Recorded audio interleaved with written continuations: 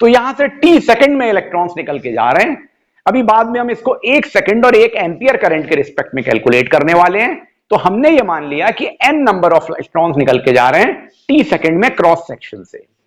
तो if the n number of electrons passes through the cross section in t second when the current is passing through it, तो total charge कितना होगा यहां से जो निकल के जा रहा है। अब देखिए, एक इलेक्ट्रॉन का चार्ज होता है 1.6 into 10 to the power -19 coulomb. तो जो टोटल चार्ज कॉन्स्टिट्यूट हो रहा है, जो करंट के फ्लो के लिए रिस्पॉन्सिबल है इलेक्ट्रॉन्स के रिलेशन में, वो चार्ज कितना हो जाएगा, n इंटू ई। एक चार्ज जो है, एक 1 इलेक्ट्रॉन का चार्ज, उसको n नंबर से मल्टीप्लाई कर दिया, टोटल चार्ज आ गया।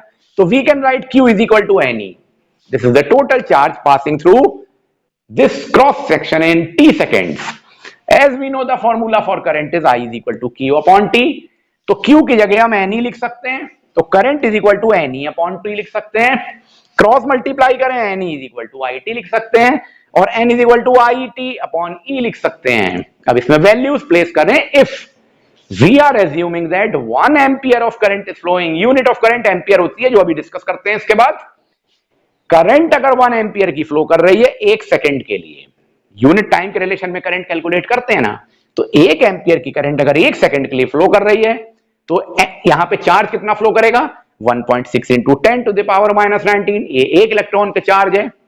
इसको रख दी वैल्यू उठा के, और इसको सॉल्व करेंगे तो हमारे सामने एक नंबर आता है 6.25 into 10 to the power 18 electrons. What is the conclusion? Conclusion ये है कि अगर किसी कंडक्टर के एक सर्टेन क्रॉस सेक्शन से 1 सेकंड में 1 एम्पियर की करंट फ्लो कर रही है, तो उस क्रॉस सेक्शन से निकल के जाने वाले इलेक्ट्रॉन्स का नंबर कितना होगा, 6.25 into 10 to the power 18 electrons.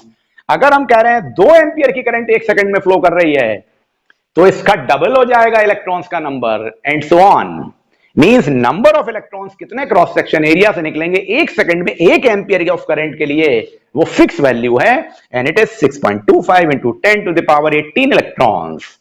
अब हम लोग फाइनली देख लेते हैं unit of current. Unit of current ampere होती है। तो देखिए, unit of current is ampere, जिसे कैपिटल ए सिंबल से इंडिकेट करते हैं, और ये एक फंडामेंटल क्वांटिटी है, फंडामेंटल यूनिट है। किसी कंडक्टर में अगर 1 एम्पियर की करंट फ्लो कर रही है, इसका क्या मतलब है, अगर किसी कंडक्टर में 1 एम्पियर की करंट फ्लो कर रही है, it means 1 coulomb of charge is passing through the conductor in 1 second. 1 coulomb of charge 1 second में फ्लो कर रहा है। तो current is equal to charge upon time होता है। तो 1 ampere of current is the charge of 1 coulomb in 1 second. Formula बन के तैयार हो गया, उस रिलेशन से आपने यूनिट को बना लिया। Means 1 ampere is equal to coulomb upon second, यानी 1 कूलम्ब अपॉन 1 सेकंड होता है। अगर हमें वीक करंट मेजर करनी है, बहुत लोअर लेवल की, तो 2 और यूनिट यूज करते हैं, milli ampere and micro ampere. 1 milli ampere is equal to 10 to the power -3 ampere होता है, और 1 micro ampere is equal to 10 to the power -6 ampere होता है। तो ये सब हो गया इलेक्ट्रिक करंट के बारे में। नेक्स्ट वीडियो में हम लोग पढ़ेंगे इलेक्ट्रिक पोटेंशियल के बारे में।